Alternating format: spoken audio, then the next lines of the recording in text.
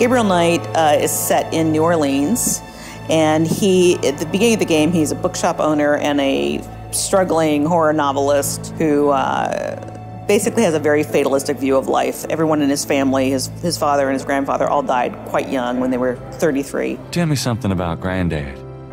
He's a notorious womanizer. He lives by the seat of his pants, and he really doesn't expect to have much of a future. A writer has a certain obligation to his readers, you know.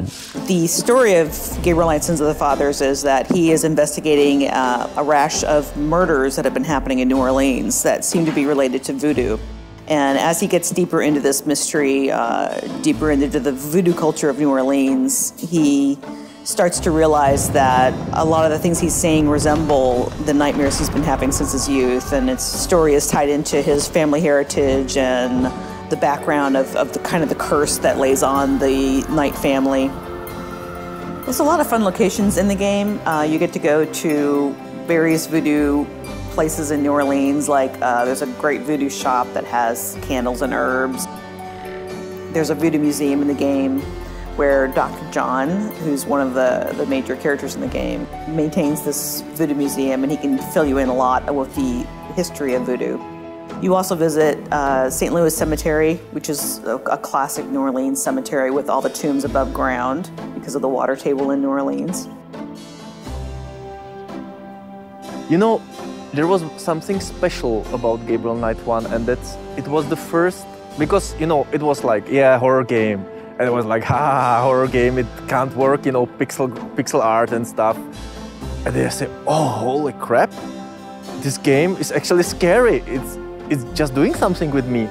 And it was the first kind of feeling that you can make a serious adventure game. Because I grew up on the LucasArts comedies and stuff. And then came Gabriel Knight, and I was like, oh my God, you can really make a serious adventure game. You can even make it scary. So that was very, very strong feeling to me. I played Sins of the Fathers when it was released, and I still remember it like it was yesterday because it was such a life-changing experience. I'm not exaggerating here, because I mean, I grew up with Monkey Island and J.U.L.I.A and all these games, and I really liked them. They were good fun, but they didn't have any special meaning to me. Then I played Sins of the Fathers, and I was completely soaked in. The characters felt so real. The atmosphere was incredible. It was the most immersive game I have seen until then.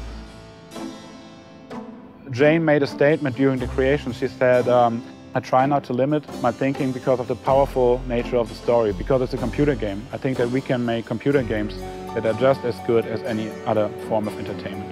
And that was exactly what I felt. And that statement is still haunting me until today.